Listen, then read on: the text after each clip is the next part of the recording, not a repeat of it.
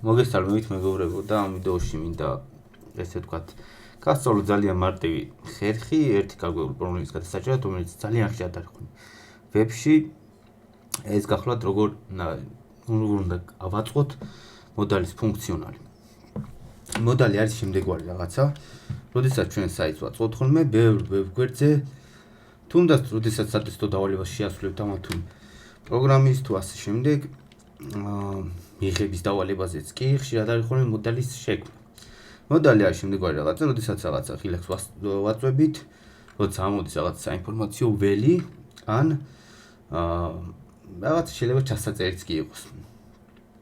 ესე ვთქვათ, დამატებით ფანჯარა რო გამოდის, რომელიც ვებგვერდს ასე ვთქვათ, არ ეკუთვნის თითქოს ვიზუალურად, როგორც მომხმარებელი რო შევაფასოთ, რაღაც დამატებით ფანჯარა, რომელსაც აქვს დახურვა და შეიძლება ქონდეს რაღაც ღილაკი. როგორ უნდა ავაწყოთ, რომ ეს გამოვიდეს, ესე ვთქვათ, დამატებით ფანჯარა მარტივად ერთ-ერთ გზას გასწავლეთ, რა თქმა უნდა, არ არის მარტო ერთადერთი გზა, სხვანაირი გზებიც არსებობს, რა თქმა უნდა, მაგრამ ერთ-ერთ გზას გასწავლეთ, რომელიც შედარებით მარტივია და გასაკეთებლად იოლი. გასწავლეთ პირველ რიგში vanilla JavaScript-ის მაგალითზე და ასევე აგიხსნით React-ის მაგალითზე. ვიდეოში იქნება timestamp-ები და შეგიძლიათ თქვენთვის სასურველი ვარიანტი ნახოთ, რომელსაც ეხლა გადიხართ ან სწავლობთ ან რომელსაც აკეთებთ. ეხლა მაგალითად ეს არის Redberry-ის ერთ-ერთი მიღების დავალება, კომპანია Redberry-ის პროგრამაზე და აქ როგორც ხედავთ არის ჩვეულებრივი page ამ Figma-ში, რაღაცა ესეთი და მოკლედ მოდალი უნდა გამოჩენილიყო აი ესეთი რაღაც გარკვეული ქმედების შემდეგ. და როგორ შეიძლება მსგავსი მოდალი ავაწყოთ.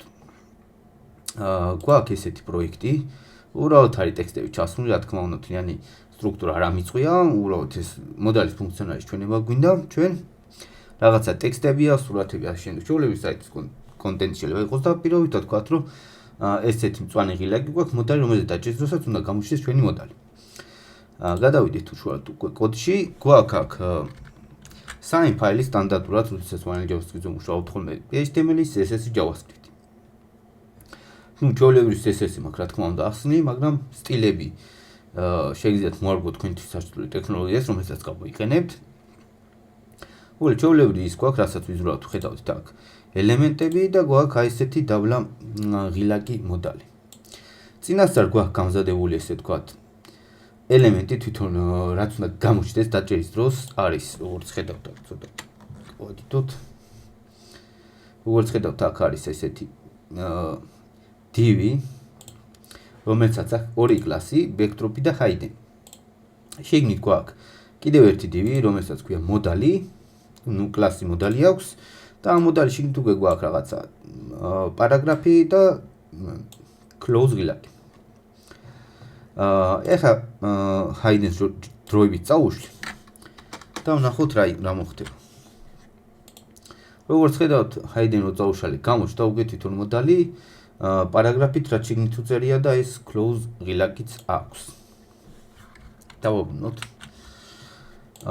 CSS-ზე ბევრს არ ვისაუბრებ, როგორ ხდება ამ სტილების გაწერა და რაღაცა, რამდენიმე ფაქტი შეიძლება აღნიშნო, ესე ვთქვათ, დეტალი და თქვენ თუ დაგჭირდებათ ვიდეოს აღწერაში იქნება რეპოზიტორის ლინკი და შეგიძლიათ გადახვიდეთ და კონკრეტული სტილები კლიენტ თავიდან მომენტი გაარჩიოთ ან დააგროვოთ და წაიღოთ, როდესაც იმუშავებთ ხოლმე.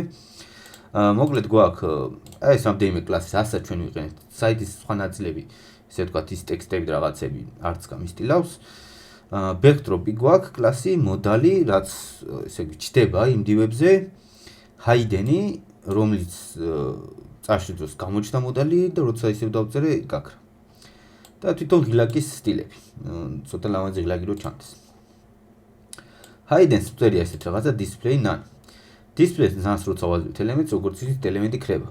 ამიტომ როდესაც hidden-ს ვაძლევთ, ელემენტი აღარ ჩანს, როდესაც ვუშლით, ისევ ჩანს. ჩვენი манипуляცია არის ძალიან მარტივი.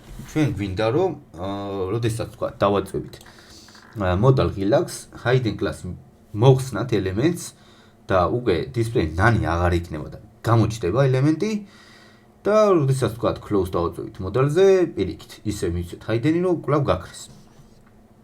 დაახლოებით სპეციფიკა ესეთია. მაგრამ ეხლა თან რა მინდა რომ აღვნიშნო, პრინციპში მოდი ჯერ ავაწყოთ და მე ვისაუბრებ უფრო სტილებზე. კი ბატონო. HTML-ში ორივე ფაილი გვაქვს დაკავშირებული, აქ როგორც ხედავთ, CSS ფაილიც და JavaScript-ის ფაილიც. პირველ რიგში რა თქმა უნდა გვჭირდება რომ დავწეროთ modern Relax-ზე კლიკის ფუნქცია listener-ი, რომელიც საშუალებას მოგცემს რომ გავუქროთ კლასი hidden-ი ჩვენს models. გადავდივართ script-ში. Okay. სულაც დავარქოთ open button-ი მაგალითად და პირველ რიგში დავიჭიროთ ელემენტი. Query selector-ს ვიყენებ ხოლმე მე თქვენ შევიძლიათ get element by id ან ამინებისმიერი გამოიყენოთ, არ აქვს მნიშვნელობა. და როგორც მახსოვს open ერქვა, გადავამოწმოთ ამ Relax-ს და ბარემ მეორე Relax-ს დავიჭიროთ, რომელსაც ქვია id აქვს close. ზოგადად ელემენტების დაჭერაზე როცა მიდის საქმე, ჩემი რჩევა რომ JavaScript ელემენტები ცვლადების სახით შეინახოთ ID-ების მიხედვით და არ იცადოთ რაღაც კლასებით, კი, რა თქმა უნდა, შეიძლება და გავიგეთებია და ვარცავალ პროექტებში მით უმეტეს პრობლემა არ არის, მაგრამ ზოგადად ეცადეთ ხოლმე რომ თუ ვისაც ახალი დაწყებული გაქვთ მუშაობა და ასე შემდეგ, ID გამოიყენოთ ხოლმე, იდეაში სამსახურში მალე JavaScript-ს იშვიათად ხმარობენ, იშვიათად საერთოდ ხმარობენ, მაგრამ პრინციპი რო იცოდეთ რა, ჯობია რომ ID იყოს რაღაცა უნიკალური მაინტერესებელი ელემენტის. დავწეროთ close button-იც. გადავიტანოთ. უბრალოდ შევუცვალოთ. close-ი. და დავწეროთ listener-ები. Okay. button-ს დავწეროთ event listener-ი, როგორც იცით რომ დავარეგისტროთ რაიმე event-ი, ვიყენებთ event listener-ებს. პირველ პარამეტრად რა თქმა უნდა დავუწეროთ კლიკი, იმიტომ რომ click listener-ი გვინდა რომ გავუყენოთ და მეორე პარამეტრი იყოს ფუნქცია. events-ს არამის არ ვიყენებთ, იმიტომ რომ არ ვახდით თვითონ რასაც ვაკლიკავთ იმაზე манипуляციას, ამიტომ ჩვეულებრივი ფუნქცია შეგიძლიათ გააკეთოთ. და ეხლა მოდით თვითონ ელემენტი რასაც უნდა მოუხსნათ კლასი, ისიც რა თქმა უნდა გვჭირდება ცვლადის სახით. ანუ თვითონ ეს აი ეს ნაწილი მთლიანად ეს ჩვენი backdrop. რა თქმა უნდა ამასაც მოდი ID მივცეთ, ჯობია რომ კონდეს backdrop. კი ბატონო. და ეს ელემენტიც დავიჭიროთ.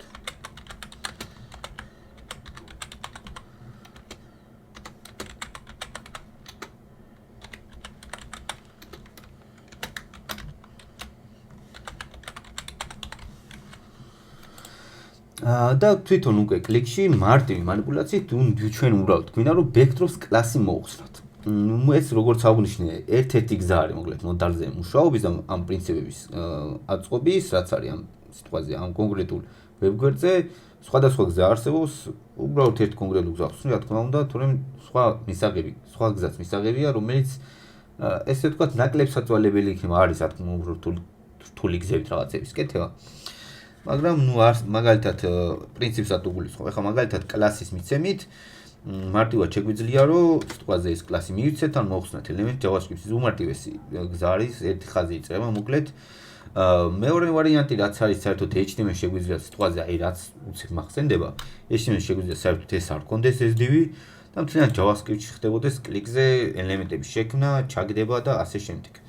და close-ზე რა თქმა უნდა ისევე გაქრობა remove-ი და მოკლედ insert-ი HTML-ში ამ თვითონ ელემენტებს. რაც ჩემი აზრით ცოტა უფრო რთული თემა არის, ამასთან შედარებით, ელემენტებთან შედარებით, იმიტომ რომ JavaScript-ში ელემენტების შექმნა ფუნქციურად ცოტა უფრო რთული საკითხია, ვიდრე თავიდან მქონდეს HTML-ში. ამიტომ დავუბრუნდეთ ჯერჯერობით ჩვენ მაგალითს და აქ უბრალოდ გვინდა რომ backdrops მოუხსნათ კლასი და ამიტომ ვიყენებთ class list-ს JavaScript-ში ელემენტის კლასებზე სამანიპულაციოდ არსებობს ესეთი ობიექტი, მარტივად რო ვთქვათ, class list-ი, რომელსაც აქვს რამდენიმე მეთოდი და ერთ-ერთი მეთოდი არის პრინციპში შეგვიძლია ზოგადად შეგვეძლოთ სიტყვაზე ცალკე ფუნქცია რო დავწეროთ ერთი რაღაცაც გავაკეთოთ, მაგრამ ამ შემთხვევაში ესე დავწერ და მე გეტყვით რაც შეიძლება რომ უფრო მარტივად გავაკეთებინო. remove hidden-ი და ეხლა ვნახოთ, შევამოწმოთ როგორ მუშაობს. კი ბატონო, რო დავაჭერთ, გამოჩნდა მოდალი, როგორც ხედავთ, და ჩვენი ის მუშაობს. ეხლა შესაბამისად დავწერთ close-ზე. იგივე იმას პრინციპს კლიკი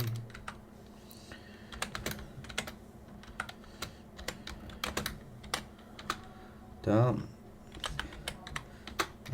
ამ შემთხვევაში უკვე remove-ის მაგივრად დავწერთ adds, რომ კლასი დაემატოს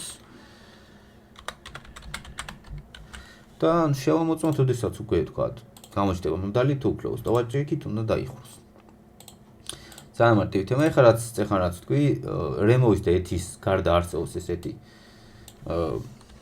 ფუნქცია კლასებზე toggle, რომელიც გულისხმობს შემდეგ რამეს, როდესაც თქვა ეს კლასი აქ ელემენტს toggle-ის თუ უწერთ არა add-ს ან remove-ს, თუ აქ ელემენტს მოხსნის, მაგრამ თუ არ აქვს მიანიჭებს.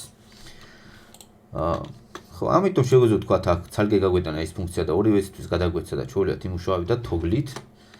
და ის ფუნქცია გამოგვეძახა, რომ ორჯერ ავწეროთ რაღაცა манипуляცია. მithumetet ცოტა თუ რაღაცა ისეთი მარტო კლასის ნიჭებს და მოხსნის გარდა თუ ცოტა მეტი манипуляციის გაკეთება გვიწევს პროექტს გააჩნია, შეგვიძლია უკვე ცალკეც გავიტანოთ. დამონტრებაზე იდეაში სულ ეს არის.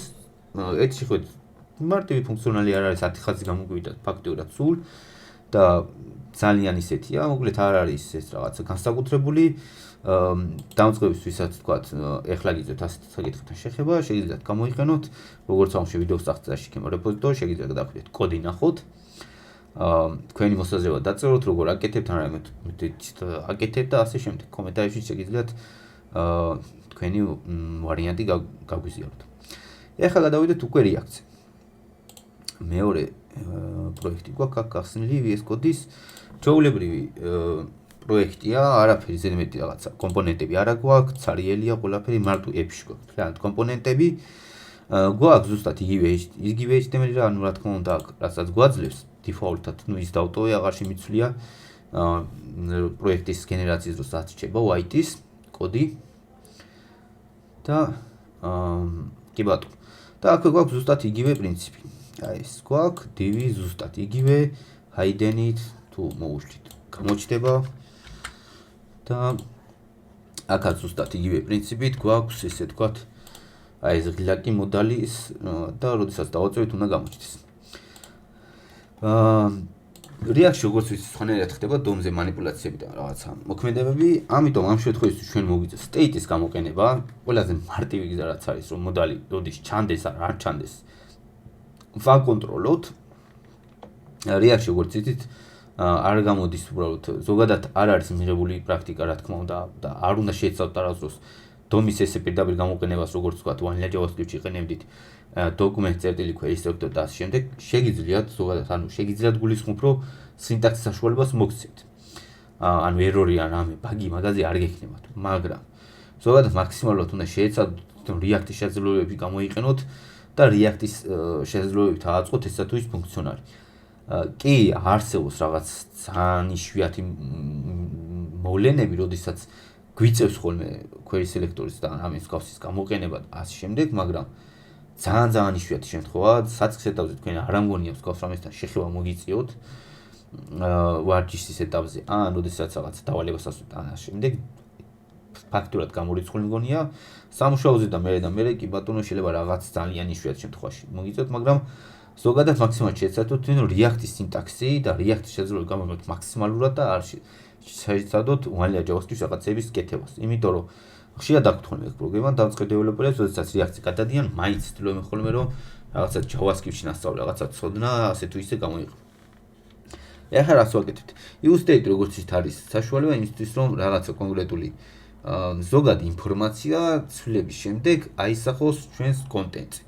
მოკლედ რომ ვთქვათ, შეიცვალოს როგორც მნიშვნელობა, ისე ვთქვათ, JavaScript-ში თვითონ ამ script-ში, ასევე HTML-ის მხარესაც ვიზუალურადაც აღიქვას ის ცვლილება. თორემ თუ უბრალოდ სურათში შევინახავთ და კლიკის ფუნქციაში შეუცვლით მნიშვნელობას, HTML-ში ეს არ დააპდეიტდება და არ განახლდება.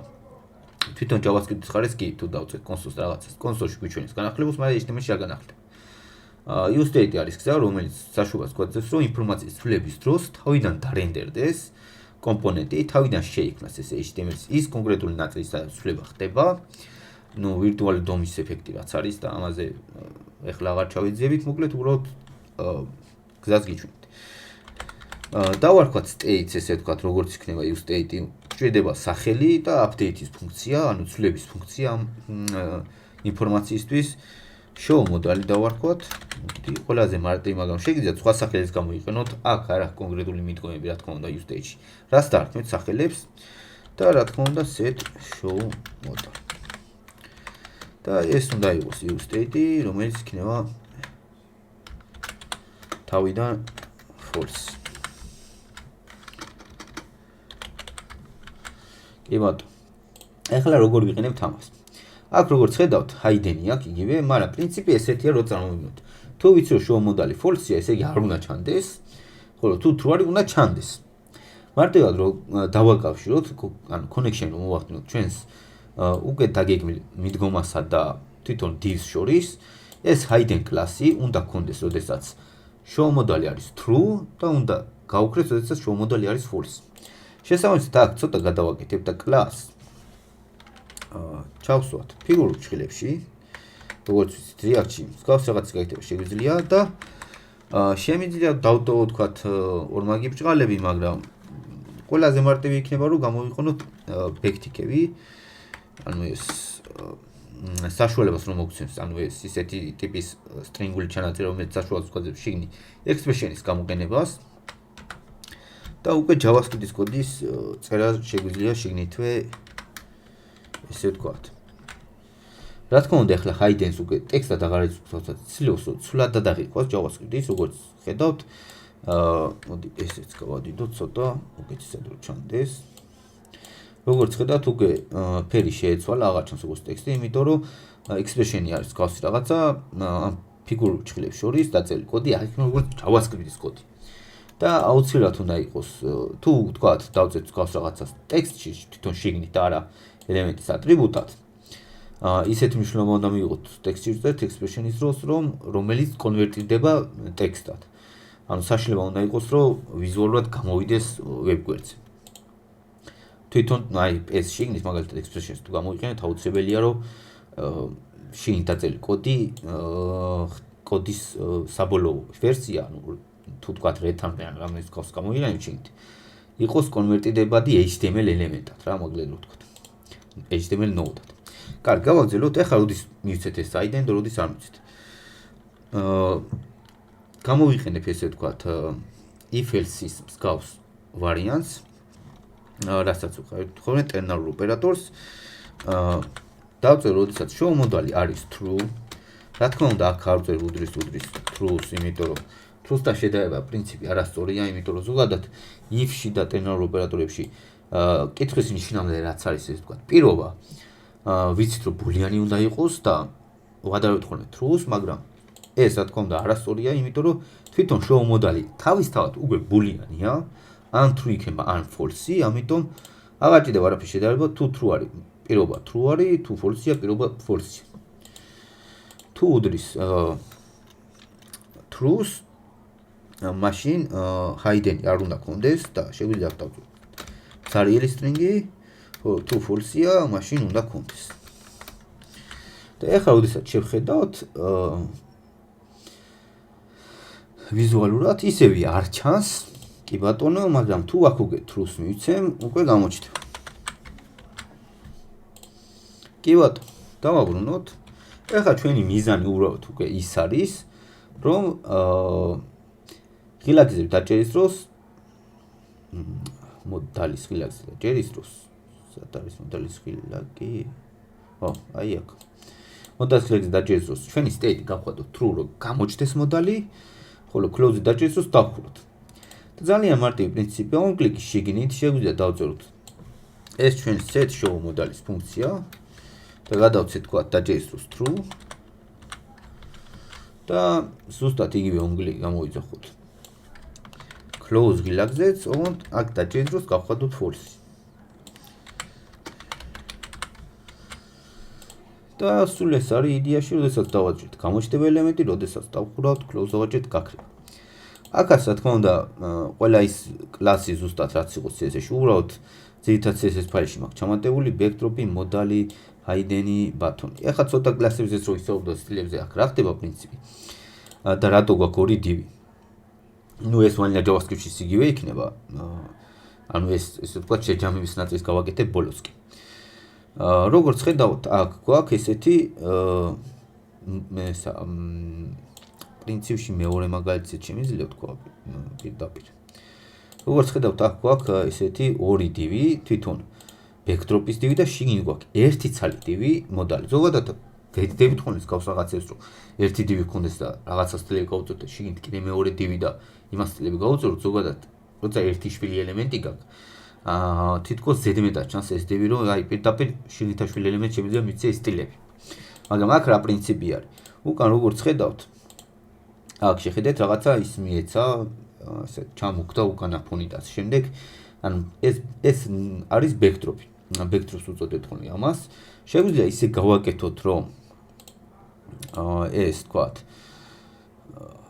პრინციპში ისე ამის მაგალითს ვქნათ. შეგვიძლია ისე გავაკეთოთ რომ აქ backdrop-ს თქვათ არ ქონდეს გამჭვირვალობა ეს background color ადრეს გამჭვირვალობას და ამ შემთხვევაში პირიქით დაფარავს საერთოდ არ იქნება ფერების აღქმაში background color-ზე როგორც ხედავთ დანარჩენი არის პრინციპი ესეთი ვიდახედი აქ მთლიან ეკრანზე გავრცელება იმიტომ რომ ყველაფერი უკანაც არის დაფაროს pop-up-მა position უნდა ქონდეს fixed რა თქმა უნდა რომ scroll-ის დროს არ დარჩეს ზემოთ და ასე შემდეგ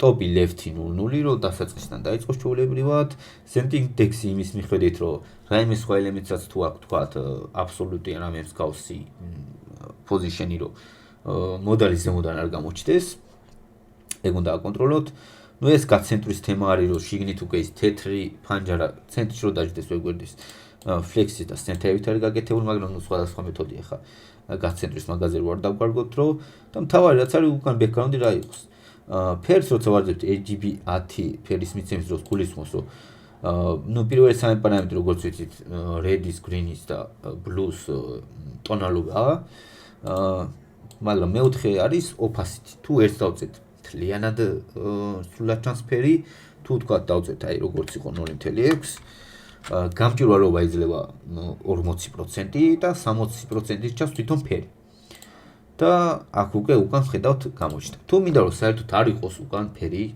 შემიძლია თქვა აქ საერთოდ ტრანსპარენტი დაუწერო სიტყვაზე და უკან საერთოდ აღარ გამოჩნდა მაგრამ ეხლა ის თემა არის რომ თვითონ მოდალის background color-ი ემთხვევა იმას ტრანსპარენტს და აღარ ჩანს თვალზე მაშინ აქ ცოტა სხვა ფერი უნდა მივცეთ რომ თვალით უკვე მოდალიც აღიქვას მაგალითად ეს ფერი იყოს და ნუ ფანჯარასაც აღიქვას და უამოდ გარშემო რა თქმა უნდა ის გამჭვირვალება რაღაც აღარ ჩანს მაგრამ ეს ამ პრინციპითაც კი თუ თქვათ დიზაინი ისეთი გვაქვს პროექტში რომ უკან არაფერი არ უნდა ჩანდეს მარტო ამ მოდას არ ვაწყობთ backdrop-ი მაინც საჭიროა გააჩნია საიტის ესე ვთქვათ ფუნქციონალი როგორია და ასე შემდეგ მაგრამ backdrop-ის საშუალებას გვაძლევს რომ უკან თქვათ რაღაცაზე დაგლიკების შეგრძნება არ იყოს და ფუნქცია არ იყოს და შეგვიძლია ნუ ეხლა ამას არ გავაკეთებ მაგრამ ნუ ეს იმიტომ რომ თვითონ გამოჩენა დამალვის პრინციპი იმიტომ მაგრამ გააჩნია თქვათ როგორი გექნება თქვენ task-ი და დავალება შეიძლება ისე აიწყოს მოდალი რომ გარშემო ანუ ამ ფანჯარის გარეთ დაჭერაზე ეს მოდალი იხურებოდეს ან მარტო close-ზე იხურებოდეს და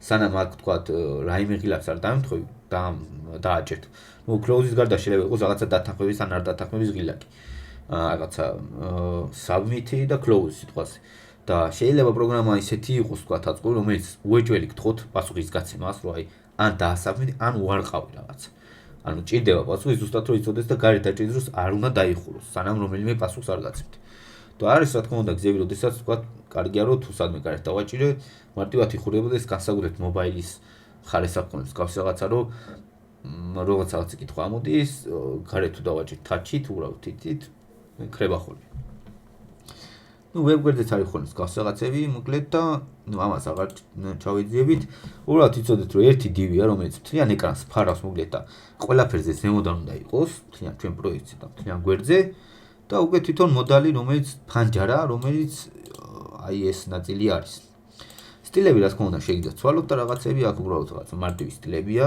ერთ კონკრეტულ რაღაცა უბრალოდ განამაზებისთვის ნორმალურად თუ გამოჩენილიყო მაგალითად Max Video შეზღუდვა აქ უბრალოდ რომ ძალიან განიერი არ ყოფილიყო ტექსტიდან ამის გამო თქვენ როგორც გინდათ იმ ზომებში შეგიძლიათ ჩასვათ არაფერი შეზღუდვა არ გავუკეთეთ და ასე შემდეგ ანუ ეგ პრინციპი არ არის თავარი აქ არის თქვა hidden class-ის მიცემა და მოხსნა როცა თქვენ დაგჭირდებათ React-ში რა თქმა უნდა მეორე გზაც არის ესე რომ თქვა ამ კლასის მიცემის და მოხსნის გარეშეც შეგვიძლია რა თქმა უნდა გაგვეკეთებინა თუ აქ თქვა hidden საერთოდ არ გავუკეთებთ ანუ ეს უბრალოდ იგივე პრინციპი რომ მოვარგოთ რაც JavaScript-ში გვაქვს ნასწავლი ყველავანი state-ი მაინც გვჭირდება შეგვიძლია საერთოდ ესეთ რაღაცა გავაკეთოთ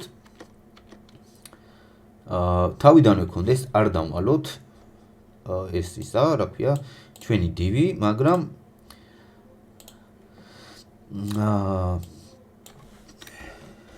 ესეთ რაღაცა გავაკეთოთ, ჩავსვათ ფიგურულ ჭრილებში და პირობითი ოპერატორით გამოვიყენოთ ჩვეულებრივად, რომ როდის ჩანდეს საერთოდ და როგორც როდის არ ჩანდეს, რაც React-ში გვაქვს ხოლმე, თუ show მოდალი არსებობს, ხოლო და მაშინ გამომიჩინე ეს ელემენტი. ესეთ შეიძლება რა თქმა უნდა და უკვე იგივე პრინციპით იმუშავებს. რა თქმა უნდა, ესეთი გზაც არ არის ცუდი.